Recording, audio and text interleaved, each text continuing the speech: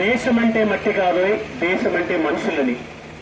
అయితే మనుషుల్ని దేవుడు ప్రేమిస్తూ వచ్చాడు కాబట్టి ఈ లోకంలో ఉన్నటువంటి మనుషుల కొరకు ప్రభు యేసుక్రీస్తు వారి లోకానికి మనుష్య కుమారుడుగా రావాల్సి వస్తూ వచ్చింది. ఎందుకు రావాల్సి వస్తూ వచ్చింది? పాప అయినటువంటి మనుషులు రక్షించడానికి, తన ప్రజలను వారి పాపముల నుండి ఆయనే రక్షించడానికి ఈ లోకానికి మనుష్య కుమారుడుగా రావటానికి ఆయన ఎంతో ఇష్టపడుతూ వచ్చినాడు. కనుక లోకంలో ఉన్నటువంటి మన జీవితాలు మార్చడానికి, లోకంలో ఉన్నటువంటి మన బ్రతుకులు మార్చడానికి మనుషుడు బ్రతికే ఉన్నాడు, కానీ దేవునికి దూరం అయిపోయినటువంటి వాడుగా జీవిస్తూ వచ్చినాడు. అయితే దూరం అయిపోయినటువంటి మనుషుని రక్షించడానికి, దూరం అయిపోయినటువంటి మనుషుని తన వైపు తిప్పుకోవడానికి ఆయన కుమారుడైనటువంటి యేసుక్రీస్తు ప్రభు ఈ లోకానికి మనుష్య కుమారుడుగా వచ్చి మనం చేసినటువంటి పాపములకు, మనం చేసినటువంటి ఆధ్యాత్మికములకు, ఏదైతే ఎవరినైతే మనం ఒప్పుకోలేదో ఆయన ఒప్పింపజేసేవాడిగా ఉండటానికి ప్రభు యేసుక్రీస్తు వారు ఆ కలువరి శిలువ ఎక్కడానికి ఇష్టపడుతూ వచ్చినాడు. మన మనందరి పాపం నిమిత్తమై ఆయన కలువరి శిలువకెక్కి పంచగాయాలు పొందుతూ వచ్చినాడు. కాళ్ళల్లో చేతుల్లో మేకులు కొట్టించుకుంటూ వచ్చినాడు. తలను ముళ్ళ గీతం పెట్టించుకుంటూ వచ్చినాడు. పక్కన బెల్లపోటు పొడిపించుకుంటూ వచ్చినాడు. వీపులు 30 కొడవల కొట్టించుకుంటూ వచ్చినాడు. ఆ గొలుగుతో కొండలు, ఆ మండు టెండలు మన పాపం విషయమై ఆయన కలువరి శిలువ మోసిన వాడిగా ఉంటూ వచ్చినాడు. కడబొట్టు వరకు కూడా ఆయన రక్తాన్ని చిందించాడు. ఆయన రక్తంలో మన పాపములు కడిగి ఆయన మన కొరకు చనిపోయి సమాధి చేయబడి తిరిగి లేచినటువంటి దేవుడు. కనుక ఈ మధ్యాహ్న కాల సమయంలో ఈ మండు టెండలో ఈ సువార్త మీకు ప్రకటించబడుతుందంటే మీ క్షేమము కొరకే. యేసుప్రభుని అంగీకరించినా అంగీకరించకపోయినా, లేకపోతే యేసుప్రభు మాట విన్నా వినటువంటి వారు ఎవరన్నప్పటికీ కూడా ఆయనను నిర్లక్ష్యం చేసినటువంటి వారంగా ఉంటే, ఆయన సువార్త వినటువంటి వారంగా ఉంటే, ఇంకా ఆయన మాటలు నమ్మనటువంటి వారంగా ఉంటే, యేసుక్రీస్తు ప్రభు ఆయన వద్దకు ఇంకా నీవు నేను రానటువంటి వారంగానే ఉంటే ఆయన గాయాలు రేపే వారంగా ఉన్నావు. ఓ ప్రియమైనటువంటి సోదరుడా, ఒకవేళ రక్షించబడ్డావేమో, యేసుక్రీస్తు ప్రభు నమ్ముకుంటూ వచ్చినావేమో, ఇంకా అలసత్వం చేస్తున్నావేమో, దేవుని మందిరం అంటే నిర్లక్ష్యపరుస్తున్నావేమో, ఆయన చెప్తున్నాడు, ఇదిగో ఆయన రాకడ అతి సమీపంలో ఉన్నది, మధ్యాకాశంలోకి తిరిగి రాబోతున్నాడు. ఆ మధ్యాకాశంలోకి వచ్చినప్పుడు దేవుడు మరలా నిన్ను నన్ను కూడా తీసుకువెళ్ళటానికి ఆయన ఎత్తబడే వారి గుంపులో ఉంచాలని ఈ సువార్త ఇంకా నీకు అందించబడుతుందేమో. ఒకవేళ అశ్రద్ధగా ఉన్నాయేమో, బద్దకస్తులుగా ఉన్నాయేమో, గర్వించేవాడిగా ఉన్నావేమో, దేవుని మందిరాన్ని నిర్లక్ష్యం చేసే సంగతులు కనబడుతున్నావేమో. కనుక ఈ సువార్త నీ కొరకే వివరించబడుతుంది, ఈ సువార్త నీ కొరకే ప్రకటించబడుతుంది. ఆయన మన కొరకు ఎన్నెన్ని గొప్ప కార్యములు చేస్తూ వచ్చినాడు. ఆయన మన వ్యాధులను, మన బలహీనతలను, మన దుఃఖాలను, మన కష్టాలను, మన సమస్యలను, మన ఇరుకులను, మన ఇబ్బందులను అన్ని కూడా తీసివేసినటువంటి దేవుడు. ఇవాళ సుఖం వచ్చిందని, ఇవాళ కష్టం లేదని ఆయన అంగీకరించక ఆయన వైపు తిరగనటువంటి వారంగా ఉంటే ఒక సమయం ఉంది.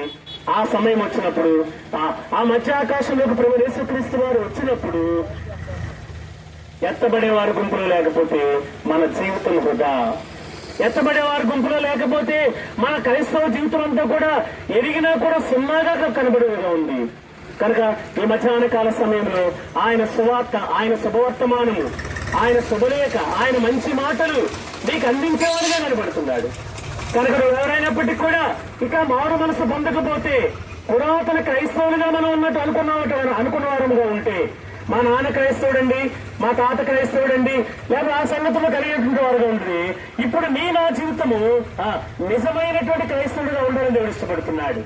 కనుక ఆయన సువార్త మీ మధ్యకు తేబడుతూ వచ్చింది, ఆయన సువార్త మీ మధ్యకు వివరించబడుతూ వచ్చింది. అందుకే అంటాడు, ఇదే మిక్కిలి అనుకూలమైన సమయము, ఇదే రక్షణ దినము.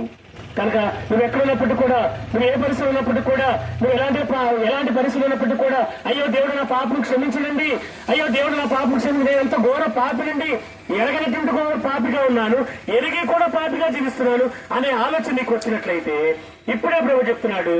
ఆయన చెప్తున్నాడు, ప్రభువా, ఆయన ఏం జ్ఞాపకం చేస్తున్నాడంటే, నువ్వు ఉన్న చోటున ఉన్న పాటున ఆ రక్షణ లేక ఆయన యేసు రక్తము శుద్ధి చేయగలదు. ప్రభు, నేను పాపిని, నా పాపము క్షమించు, నీ కలువరి శిలువలో కాచిన రక్తంతో నా పాపము తుడిచివేయి, నన్ను మళ్ళా సజీవుడిగా, లేక నన్ను మళ్ళా జీవము కలిగిన వాడిగా, నన్ను మళ్ళా ఉత్తేజపరిచేవాడిగా, నన్ను మళ్ళా నా యొక్క క్రైస్తవ జీవితాన్ని కొనసాగించేవాడిగా నన్ను సిద్ధపరచని ప్రార్థన చేస్తే ఆయన క్షమించటానికి సిద్ధ మనసు కలిగినటువంటి వాడు. ఆయన వద్దకొచ్చిన వాడిని ఆయన ఏమాత్రం కూడా త్రోసివేయడు. ఆయన వద్దకొచ్చిన వాడిని ఆయన ఏమాత్రం కూడా బయటికి పంపివేయడు. నువ్వు రావాలని ఆయన చూస్తున్నాడు. అందుకే ఆయన రాకను వెనక్కి పెడుతున్నాడు. కానీ ప్రియమైన సహోదరుడా, ఈ మధ్యాహ్న కాల సమయంలో మరొకసారి మేము ముందుకు వెళ్ళకపోవడము ప్రభు అయినటువంటి యేసుక్రీస్తు యొక్క సువార్త మీరు ప్రకటించబడుతూ వచ్చింది కనుక రక్షించబడినటువంటి మీరు, రక్షించబడినటువంటి ఎవరైనప్పుడు కూడా ప్రభు యేసునందు విశ్వాసం ఉంచండి. అప్పుడు మీరును మీ ఇంటి వారిని రక్షింపబడుదురు. మేము మీ కొరకు ముందుకు వెళ్ళకపోవడము మీ కొరకే ప్రార్థన చేసి మేము ముందుకు వెళ్తాం. ప్రేమ కలిగిన మా ప్రియమైన తండ్రి, మమ్మల్ని మిక్కిలిగా ప్రేమించిన మా ప్రియమైన ప్రభువా, మీ పరిశుద్ధమైన ఘనమైన శ్రేష్టమైన నామం కొరకు వందనములు స్తోత్రములు. ప్రభువా, ఎంత మంచి సమయం ప్రభువా. ఓ మా ప్రియమైన తండ్రి, సువార్త ప్రకటిస్తున్నావంటే పరలోకం నుంచి తొంగి చూస్తే దేవదూతలు ఆనందించేది. ఈ సంగతిలోకి మమ్మల్ని కూడా ప్రవేశపెడుతూ వచ్చినావు. ఈ వాక్యం ఎవరైతే ఇస్తూ వచ్చినారు వాళ్ళు ఎరిగిన వారమైనా ఎరగని వారమైనప్పటికీ కూడా ఓ మా ప్రియమైన తిరిగి వాళ్ళకు ఉద్యోగం ఇస్తూరండి, తిరిగి వారిని బలపరుస్తూరండి, వారి బలవంతులుగా చేస్తూరండి, నిన్ను విశ్వసించగలిగిగా సహాయపడుతూరమ్మని ప్రభా. కొద్దిగా మానవ అర్థబాటుతో విత్తబడినటువంటి వాక్యము ప్రభా నీరు కట్టండి, ఫలింపజేస్తూరండి, శత్రువు ఎత్తుకొని సహాయపడుతూరండి ప్రభా. ఎవరెవరైతే గృహాల్లో ఈ మాట ఇంటూ ఎవరు కష్టాల్లో, ఇరుకుల్లో, ఇబ్బందుల్లో, శోధంలో, నెమ్మది లేని పరిస్థితులు, అనారోగ్యంతో ఉన్నారు, వారిని స్వస్థపరచండి, బాగు చేసుకురండి, మేలు కొరకై జ్ఞాపకం చేసుకుంటున్నాం. యేసు నామములో ప్రార్థించడం వేడుకుంటున్నాం తండ్రి, ఆమేన్. బోలో బ్రహ్మేశ్వరస్యాకు రాజుల రాజుని యేసుక్రీస్తు ప్రభులకు, ఎంత ఘోర పాపినైన మార్చే యేసుక్రీస్తు ప్రభులకు, సంతోషమిచ్చే యేసుక్రీస్తు ప్రభులకు, దుఃఖంలో ఉన్నటువంటి వారిని విడిపించగలిగినటువంటి యేసుక్రీస్తు ప్రభులకు, చనిపోయి సమాధి చేయబడి తిరిగి లేచిన యేసుక్రీస్తు ప్రభులకు, బోలో బ్రహ్మేశ్వరస్యాకు. హల్లెలూయా.